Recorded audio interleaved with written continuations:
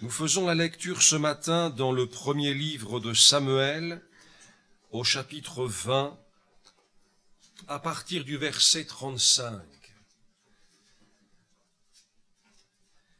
Le lendemain matin, Jonathan alla dans les champs au lieu convenu avec David, et il était accompagné d'un petit garçon. Il lui dit, « Cours, trouve les flèches que je vais tirer. » Le garçon courut, et Jonathan tira une flèche qui le dépassa.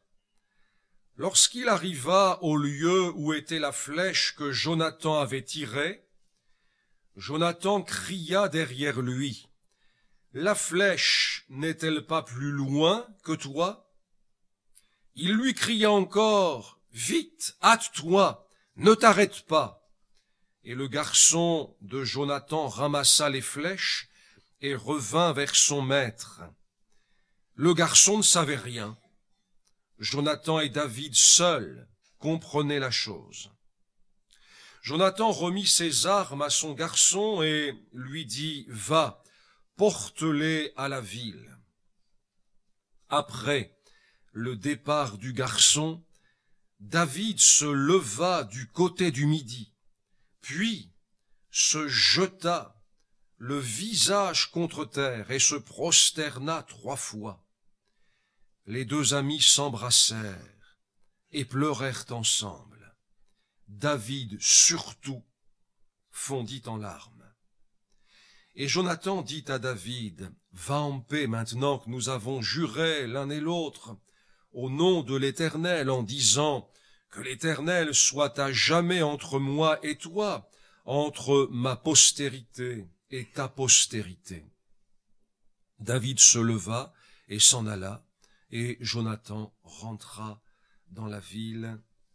Amen. Ce petit épisode de la flèche tirée et de la parole adressée par Jonathan au petit garçon qui l'accompagnait résultait d'un accord passé précédemment pour indiquer à David dans quelle disposition Saül, roi d'Israël et père de Jonathan, était à son égard. Ces 2-là, Jonathan et David, ont conclu une alliance inhabituelle et surprenante. Pourquoi? Parce que Jonathan est l'héritier normal pour le trône d'Israël que son père, Saül, occupe encore, bien que Dieu déjà l'ait rejeté à cause de sa désobéissance. Jonathan est donc l'héritier normal, légitime humainement parlant. Et humainement parlant, David, que Dieu déjà choisi, est donc un rival pour Jonathan. Or, ce sont bien ces 2-là qui ont pris l'un vis-à-vis de l'autre un engagement qui foule aux pieds, et c'est cela qui est surprenant et inhabituel, le sens politique de l'époque, et peut-être pas seulement celui de l'époque du reste, qui foule aux pieds les habitudes coutumières qui voulaient que très souvent, dans cette société orientale, quand un nouveau roi montait sur le trône, il affermissait son trône en liquidant ses opposants et en liquidant les descendants du roi précédent. Et cet engagement foule aux pieds, bien sûr, l'égoïsme commun, bien évidemment. Mais en réalité, nous y voyons, nous, une fidélité peu commune, qui nous rappelle ce que David a écrit au psaume 15, lorsque, en son temps, en rapport avec la révélation qui était la sienne, et qui n'était pas encore la pleine révélation qui viendra par Jésus, mais il posait déjà la question, « Qui demeurera, ô Dieu, sur ta montagne sainte ?» Et cette question, on peut la reformuler ainsi. Qui vivra avec toi? Qui vivra dans ta communion? Alors, David écrit certaines choses. Je cite là un extrait du psaume 15. Et il écrit entre autres, celui qui vit en communion avec Dieu, il ne se rétracte pas s'il fait un serment à son préjudice. Une traduction a rendu ce texte de la façon suivante: celui qui tient toujours ses engagements, même s'il doit en souffrir. Une fidélité peu commune, qui nous rappelle que David exprime que c'est celui qui tient ses engagements, même s'il doit en souffrir, qui vit dans la communion de Dieu. Une fidélité peu commune. C'est tellement peu commun que des cœurs et des consciences ruinés par le péché ont fait de cette alliance entre Jonathan et David l'indication d'amours homosexuels, comme quoi rien n'est pur pour ceux qui sont souillés et incrédules. Nous y voyons au contraire quelque chose de surprenant, oui, quelque chose de peu commun humainement, oui, mais quelque chose de divin, une alliance inhabituelle qui fait ressortir la fidélité. Nous comprenons bien que c'est l'attachement de l'un et de l'autre à Dieu, de Jonathan et David à Dieu et à sa volonté qui inspire l'alliance de l'un avec l'autre. Je reviens à ce texte. Le message codé que David devait recevoir et a reçu, codé au travers de la flèche tirée, codé au travers des paroles de Jonathan à ce jeune garçon qui l'accompagne, le message codé est donc le suivant: mon père a juré ta perte, fuis maintenant. C'est ça. C'est ça. Et j'en viens maintenant aux mots qui m'ont arrêté, que je veux partager avec vous ce matin. Donc ce jeune garçon rentre dans la ville. Jonathan et David se retrouvent seuls, sans témoin. Les deux amis, dit la fin du verset 41, s'embrassèrent et pleurèrent ensemble. Et, ce sont les mots qui m'ont arrêté, David surtout fondit en larmes. David surtout fondit en larmes. Il est vrai que sa situation, à ce moment-là, est devenue désespérée. Il est confirmé par la source la meilleure, son propre fils, que le roi Saül est décidé maintenant à le faire mourir, que les attentats précédents n'ont pas été simplement des excès de colère, mais que cette colère est devenue une espèce de colère froide. Il a maintenant juré la perte de David. Où trouver donc un refuge en Israël? David pressent qu'il ne sera en sécurité nulle part dans le pays dont Saül est encore le roi. Jonathan, l'ami loyal, ne sera plus là, ils vont se séparer. Les peuples voisins sont quand même des peuples ennemis du peuple de Dieu. Espérer y trouver un refuge n'est donc pas chose évidente. Sa situation est devenue désespérée. David, surtout, fondit en larmes. C'est une parole pour ces temps où les situations peuvent sembler si compromises et peut-être même, osons le mot, désespérées.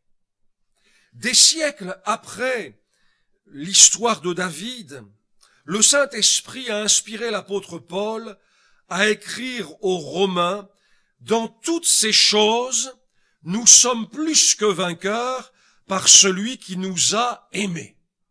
Jésus nous a aimés. Jésus est le grand vainqueur. C'est pas une expression dite à la va-vite. Nous exprimons la réalité. Jésus nous a aimés. Il est le grand vainqueur. Par lui, nous sommes plus que vainqueurs dans toutes ces choses. Quelles choses? Dans quelles choses sommes-nous vainqueurs par celui qui nous a aimés? Eh bien, au verset 35, Paul vient de citer la tribulation, ou l'angoisse, ou la persécution, ou la faim, ou la nudité, ou le péril, ou l'épée. Et finalement, la plupart de ces situations, David va les connaître à partir de ce moment-là. Tribulation, angoisse, persécution, faim, nudité, péril, épée. Le chrétien, pas plus que Paul, n'est un doux rêveur. Quand Paul parle de tribulation, d'angoisse, de persécution, de la faim, de la nudité, du péril, de l'épée, il parle de ce qu'a été son existence, bien mouvementée, c'est vrai. Mais il écrit, parce que le chrétien n'est pas un doux rêveur, mais il écrit, mais dans toutes ces choses, c'est-à-dire, si je comprends bien, quand elles vont nous arriver, quand nous allons les vivre, quand on va être au sein de ces choses-là, dans toutes ces choses, nous sommes plus que vainqueurs par celui qui nous a aimés. Alléluia. Mon pasteur disait, je l'ai entendu souvent dire ça, il n'y a pas de victoire sans combat. Et j'ajouterai ce matin, non seulement pas de victoire sans combat, mais il n'y a pas de victoire sans adversité. En réalité, il n'y a pas de victoire sans adversité. L'adversité est nécessaire pour manifester la victoire. Nous pouvons dire, je suis plus que vainqueur en Jésus-Christ. Mais ce qui va donner du poids, vous savez que le poids, c'est le mot gloire dans la parole de Dieu. La gloire, c'est le poids. Pas ce qui est pesant, mais ce qui a du poids. Ce qui donne du poids à la victoire du chrétien en Jésus-Christ, c'est quand elle est acquise dans l'angoisse, dans l'épée, dans la persécution, dans le péril, et qu'alors elle se manifeste. Là, oui, vraiment, là, la victoire est réelle, elle est manifestée. Voyez-vous.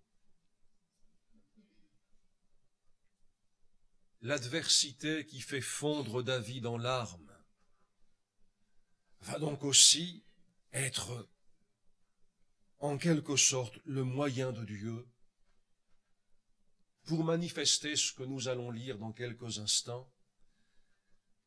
Mais je veux vous rappeler ces choses, frères et sœurs, non pas pour que nous ayons foi dans la persécution, dans le péril ou l'épée, c'est pas ça, mais pour que lorsque ces choses nous atteindront, nous ne soyons pas surpris, ni étonnés, ni déroutés, ni déboussolés. Mais dans toutes ces choses, nous sommes plus que vainqueurs par celui qui nous a aimés. Seigneur, peut-être que je vais traverser le péril, mais dans ce péril, tu vas montrer que c'est toi le grand vainqueur. Voilà, c'est ça. C'est cette foi-là, pas la foi dans le péril, mais lorsqu'il viendra. Alors, je ne sais pas si on peut parler d'un réflexe, peut-être qu'il y a un réflexe, et puis ensuite, quelque chose qui doit s'établir. Seigneur, dans ce péril, je vais être plus que vainqueur par ta grâce. David a-t-il connu la tentation à ce moment-là de se retirer de la foi? Le texte biblique n'en dit rien. Mais j'ai posé la question parce que des siècles plus tard, Jésus dira en rapport avec la parabole du semeur et des 4 terrains, Jésus dira que celui qui a reçu la semence dans les endroits pierreux, c'est celui qui entend la parole de Dieu, qui la reçoit aussitôt avec joie. Mais il n'a pas de racine en lui-même, il manque de persistance, et dès que survient une tribulation, une persécution à cause de la parole, il y trouve une occasion de chute. Alors voyez-vous, la persécution, c'est le chemin pour la manifestation de la victoire en Jésus-Christ, ou ça manifeste que le cœur n'a pas de profondeur, que la foi n'a pas de profondeur, qu'il n'y a pas de racine. Avant qu'elle arrive, on ne sait pas. On peut toujours se dire, moi, on ne sait pas, la réalité c'est, on ne sait pas. On ne sait pas ce qu'elle va manifester. Pour Paul, c'est, dans toutes ces choses, nous sommes plus que vainqueurs par celui qui nous a aimés. Mais Jésus, lui, dit, à cause d'une persécution, à cause de la parole, c'est-à-dire quelque chose qui touche à la foi, eh bien, il se retire de la foi. Luc dit, il croit pour un temps. David a-t-il connu la tentation? En tous les cas, s'il l'a connu, il y a résisté. Ça, on peut en être sûr. A-t-il connu la tentation? Vous savez, la tentation, c'est quelquefois une sollicitation si légère, qui, si on ne la combat pas, va chercher à s'incruster et va peut-être devenir un peu plus forte. A-t-il connu la tentation d'incriminer Dieu? Maudit Dieu et meurt! Ça fait des années que dans un coin de mon cœur, il y a quelques études là en gestation sur quelques couples bibliques. Je ne sais pas si j'apporterai ça un jeudi soir, enfin plusieurs jeudis soirs de suite ou plusieurs dimanches matins. Il faut encore que ça mûrisse. Le bébé est en route, Je ne sais pas quand est-ce qu'il va arriver, mais il va arriver. Quelques couples de la Bible. En bien et en mal. Maudit Dieu et meurt, ça c'est... Pour une épouse, dire ça à son époux, c'est... A-t-il connu la tentation d'incriminer Dieu? Après tout, il était tellement tranquille. Plus tranquille avant, parce que bon, l'ours et le lion quand même, Mais du temps où il était berger, c'était la belle vie. Il était là avec son instrument, avec sa harpe. Quand il était inspiré, il jouait, il gardait les troupeaux, etc. Il n'a rien demandé à personne. C'est Samuel qui est venu un jour, le prophète Samuel, dans la maison, qui l'a cherché pour l'oindre. David n'a rien demandé. Incriminer Dieu. Le témoignage biblique que nous pouvons d'autant plus croire que c'est pas un témoignage tout rose, en l'occurrence, parce que les fautes et les chutes de David, nous les connaissons. Le témoignage biblique nous les livre. La Bible, c'est pas un conte pour enfants, Le livre de Dieu dans le quotidien des hommes. Mais le témoignage biblique fait ressortir ceci. David resta fidèle à Dieu. Malgré ses erreurs, dont du reste il a appris. Souvenez-vous, il y a quelques semaines, on s'est arrêté sur ce texte en rapport avec le transport de l'arche, qui fut une bonne inspiration, mais une mauvaise réalisation, et comment, après la mort d'un homme, David fut d'abord, dans un premier temps, irrité, en colère, je crois contre Dieu. Et puis, il a pris du recul, comme savent faire ceux qui aiment Dieu, qui aiment la parole de Dieu. Et au fil du temps, reméditant probablement les écrits de l'Ancien Testament, il a su pourquoi ça s'était passé. Et il a refait une seconde fois, bien cette fois-ci la seconde, ce qui n'avait pas été bien fait, c'est-à-dire selon Dieu la première. Donc cet homme a appris de ses erreurs, de ses fautes, de ses torts. Mais le témoignage biblique est quand même clair. Il est resté, malgré tout, fidèle à Dieu, malgré tout. Cette fidélité, elle est aussi dans ce temps-là. David surtout fondit en larmes. Et rien ne laisse croire que David se retire ou que David incrimine Dieu. Dans les jours qui suivent, vraiment dans le court laps de temps qui suit l'épisode que nous partageons ce matin, au chapitre 22, David va dans le pays de Moab, non pas pour lui mais pour ses parents, qui sont en danger évidemment. Il a pris la mesure de la folie meurtrière de Saül. Et donc, il sait que si celui-ci peut l'atteindre au travers de ses propres parents, il n'hésitera pas. Donc il va au pays de Moab pour solliciter du roi l'autorisation d'y laisser son père et sa mère. Et il dit, jusqu'à ce que je sache ce que Dieu fera de moi. Jusqu'à ce que je sache ce que Dieu fera de moi, fidèle à Dieu. Je ne sais pas ce que Dieu va faire de moi. Pour le moment, je n'en sais rien. Je n'en sais rien. Mais jusqu'à ce que je le sache, est-ce que mes parents peuvent rester chez vous? Voilà. Fidélité, jusqu'à ce que je sache ce que Dieu fera de moi. Alors, ce moment-là, il m'a vraiment interrogé. David surtout fondit en larmes. Frères et sœurs et amis, à cet instant précis, que de questions dans le cœur de David, que de questions. L'avenir est totalement inconnu, mais totalement. Et l'avenir, c'est la prochaine heure et le prochain jour. Totalement inconnu. Que de péril, que de péril. Sa mort est arrêtée dans l'esprit du roi Saül. À cet instant-là, je comprends ses larmes. David surtout fondit en larmes. Je comprends ses larmes. Toute proportion gardée, quel chrétien ne connaîtra pas lui aussi des moments semblables à celui-là?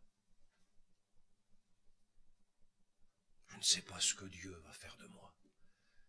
Ce qui ne signifie pas, attention, il y a une grande différence, Dieu ne fera rien de moi, c'est pas ça qu'il dit. Il dit, je ne sais pas, jusqu'à ce que je sache, maintenant je ne sais pas. Mais, fidèle à Dieu, coûte que coûte, et dans ces moments-là aussi. Et frères et sœurs, vous qui avez connu ça ou qui allez le connaître, eh bien, je veux vous dire ce matin que s'il fut un temps où David a fondu en larmes, parce qu'il y avait tellement de périls qu'il connaissait, d'autres qu'il va découvrir, et puis tellement de questions sans réponse. Son histoire avec Dieu ne s'est pas arrêtée à ses larmes, à cette totale incertitude, à ce sentiment qui a pu serrer son cœur d'être seul sur terre, d'être seul, démuni, sans appui. On va relire le psaume qu'on a lu en introduction tout à l'heure, psaume 138. On ne va pas le relire en entier. 138. Mais peut-être que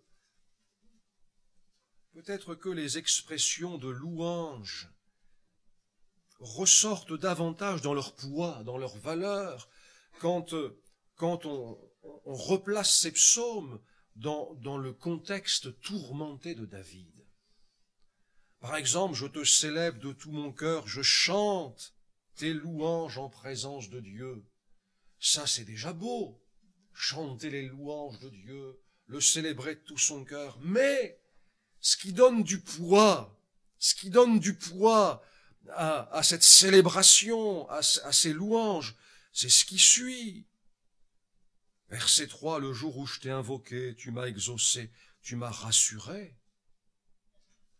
Quand est-ce qu'on est rassuré? Quand on a peur. Et puis ce verset 7, quand je marche au milieu de la détresse, tu me rends la vie. Ça donne du poids au chant de David. Et là, on sait que c'est pas chanter pour chanter, que ça a une signification, quoi. Et puis, alors j'en viens maintenant au début du verset 8. L'Éternel agira en ma faveur. L'Éternel agira en ma faveur. David surtout fondit en larmes. Et le même David écrit au psaume 138, l'Éternel agira en ma faveur. Alors je vous livre une autre traduction, plus précise. C'est déjà une grande chose d'avoir cette assurance que Dieu va agir en notre faveur. C'est une grande chose, mais la traduction est plus précise que ça. L'Éternel achèvera en ma faveur ce qu'il a commencé. Et puis, je pense que la meilleure, c'est la traduction La Colombe. L'Éternel mène tout à bonne fin pour moi. L'Éternel mène tout à bonne fin pour moi. Voyez-vous, on peut fondre en larmes en exprimant cette angoisse qui vient là, frapper à la porte du cœur, en exprimant qu'on est démuni, en exprimant toute l'incertitude qui nous enveloppe. Mais on peut aussi exprimer cette assurance de foi, l'Éternel mène tout à bonne fin pour moi. Parce que quand même, la photographie d'un moment, c'est la photographie d'un moment. À un moment donné, on aurait vu ces deux amis, ces deux frères en foi, qui ont fait alliance, on les aurait vus, pleurer l'un et l'autre, et David surtout fondre en larmes. C'est la photographie d'un moment. Mais, à côté de cette photographie d'un moment, on a cette proclamation, l'Éternel mène tout à bonne fin pour moi. Il y a une différence entre ce qui se passe à un moment et à la fin. Et à la fin, ça va finir comment? Ça vous intéresse, ça? Et à la fin. Et moi, ça m'intéresse drôlement. Pour certains, Paul dit, leur fin sera la perdition. Et vous? Il faut penser à la fin. Il faut y penser. Et à la fin, évidemment, l'expression, le mot, la fin, pour nous, chrétiens, nous ramène à notre destinée éternelle, qui va se faire jour, soit au temps de notre mort physique, soit au temps du retour sur les nuées du ciel de Jésus. Et là, nous allons entrer dans notre destinée éternelle. C'est là que ça va se faire jour. Et la fin, ça nous ramène à ce moment-là, bien évidemment. L'Éternel mène tout à bonne fin pour moi. La fin sera bonne. Et puis peut-être que ça peut nous mener aussi, avant ça, à certains épisodes de notre existence, à certaines parenthèses qu'à un moment donné, Dieu ferme d'une bonne manière, en disant, ben voilà, ça y est, maintenant c'est fini. Dieu mène tout à bonne fin, pour moi. À bonne fin. David surtout fondit en larmes, ça s'est passé réellement. Et le Saint-Esprit a voulu que ça soit écrit. Et puis au psaume 138, l'Éternel mène tout à bonne fin pour moi. Roi de Moab, prends soin de mes parents, jusqu'à ce que je sache ce que Dieu va faire de moi. Je ne sais pas. Mais, ça c'est un moment. Mais, l'Éternel mène tout à bonne fin pour moi. Alléluia. Que cette parole, frères et sœurs, que cette parole, alors second, l'Éternel agira en ma faveur, mais je préfère quand même la colombe, hein. L'Éternel mène tout à bonne fin pour moi. Que cette parole alimente la foi qu'il faut. la foi qu'il faut. Je dis bien la foi qu'il faut. Et quelle foi faut-il? Eh bien, il faut la foi qui permet à Dieu de mener tout à bonne fin pour nous. Je veux finir par une lecture biblique qu'on va faire ensemble dans le premier livre des Rois, au chapitre 3. Laissons parler Salomon, l'un des fils de David, qui a connu l'histoire de son père. Premier livre des Rois, chapitre 3, verset 5. Et vous allez comprendre ce que je veux dire par la foi qu'il faut, que cette parole alimente la foi qu'il faut. À Gabaon, 1 Roi 3, 5, l'Éternel apparut en songe à Salomon pendant la nuit. Et Dieu lui dit, demande ce que tu veux que je te donne. Salomon répondit, tu as traité avec une grande bienveillance ton serviteur David, mon père. Et notez bien ce qui suit. Parce qu'il marchait en ta présence, dans la fidélité, dans la justice et dans la droiture de cœur envers toi.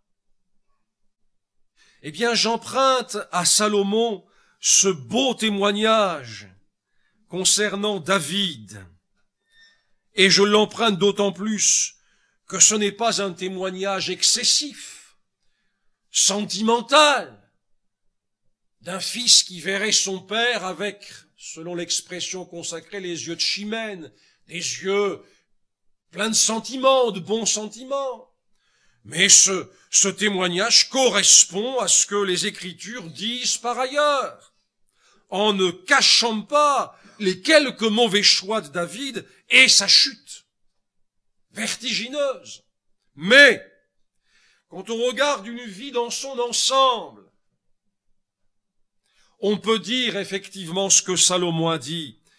David marchait en présence de Dieu, dans la fidélité, dans la justice et dans la droiture de cœur. Droiture de cœur qui, du reste, l'a sauvé quand il eut chuté gravement. C'est ça qui l'a sauvé. Quand, entendant Nathan, il n'a pas fait comme d'autres pour le mettre au pain sec et à l'eau, pour le tuer, mais en reconnaissant qu'il était cet homme-là, qu'il avait péché contre Dieu. Donc ce témoignage est authentique. C'est pas le témoignage d'un proche à l'égard d'un autre proche où on voit tout en bien. Non, non, non, non. Il est authentique. David marchait en la présence de Dieu, dans la fidélité, dans la justice et dans la droiture de cœur. Et voilà le genre de foi qu'il faut pour que Dieu mène tout à bonne fin pour nous. C'est la raison pour laquelle Dieu a pu. L'expression est un peu bizarre, Dieu a pu, mais pourtant c'est la réalité. C'est la raison pour laquelle Dieu a pu tout mener à bonne fin pour David. Alors c'est bien Dieu qui mène, c'est bien Dieu qui mène, c'est bien Dieu qui fait, c'est bien Dieu qui ferme une porte, qui en ouvre une autre. C'est Dieu, bien sûr. Encore faut-il qu'il puisse le faire avec quelqu'un qui marche en sa présence, qui marche dans ses voies à lui, Dieu. Car si David avait choisi délibérément de marcher sur le chemin de son cœur, l'expression dans la Bible, elle est quand même très suggestive, sur le chemin de son cœur, Dieu aurait-il pu mener toute chose à bonne fin pour lui? Pour que Dieu mène toute chose à bonne fin pour nous, il faut que ce soit aussi lui qui décide, qui oriente, qui inspire. Si nous prenons des décisions qui sont découplées de celles de Dieu, mais comment pouvons-nous espérer que Dieu puisse encore mener, puisque concrètement, c'est nous qui mènerons la barque. Alors, il faut savoir qui doit la mener. Ce que je viens de dire là ne signifie pas qu'on n'a plus à réfléchir, qu'on va devenir des robots, des espèces de fantômes sans cervelle, c'est pas ça.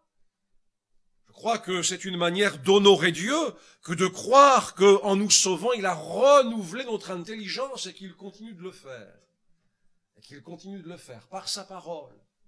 Et que nous devenons plus sages, plus instruits, comme dit l'Écriture. Voilà, c'est ça. Mais il faut que Dieu mène. Pour qu'il mène, il faut que ce soit ses pensées qui deviennent les nôtres. Il faut qu'on choisisse comme lui. Il faut qu'on soit d'accord avec sa parole. Déjà ça, c'est important. Il faut que sa parole nous inspire.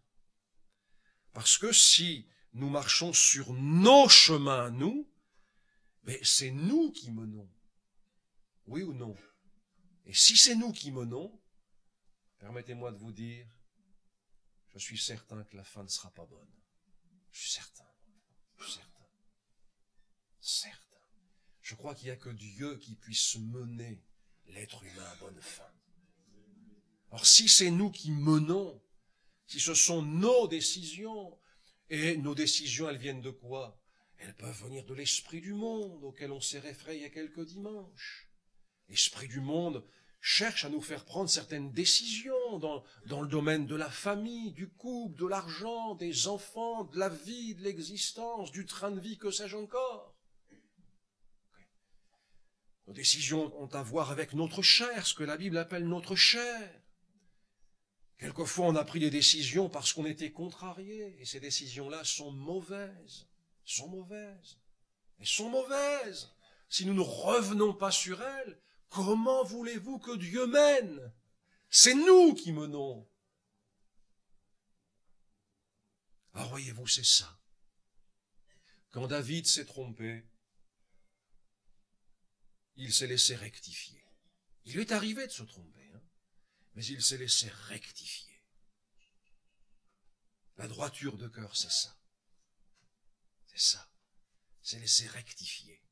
De telle sorte que il ne s'est pas établi sur des décisions mauvaises. Il en a pris quelques-unes, mais il s'est laissé rectifier.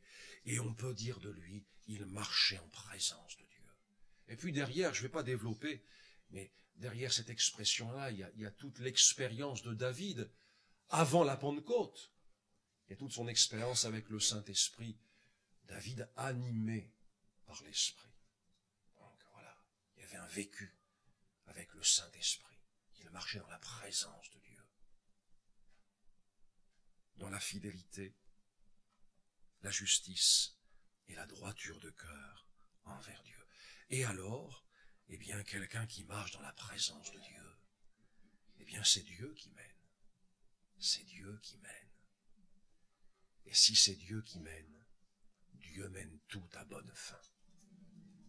Même si, quelquefois, nous fondons en larmes, parce qu'il nous semble qu'on n'a plus aucun appui. Dieu mène tout à bonne fin pour moi. Alléluia. Voyez-vous, je ne sais pas ce que Dieu va faire de ma vie encore. Il a soin de ses parents, il a raison, il veut les mettre à l'abri. Permettez-moi de vous dire en passant, je ne vais pas non plus développer ça, mais quand quelqu'un qui a été loin de Dieu perd l'onction et s'installe dans la désobéissance, il devient dangereux. Il devient dangereux.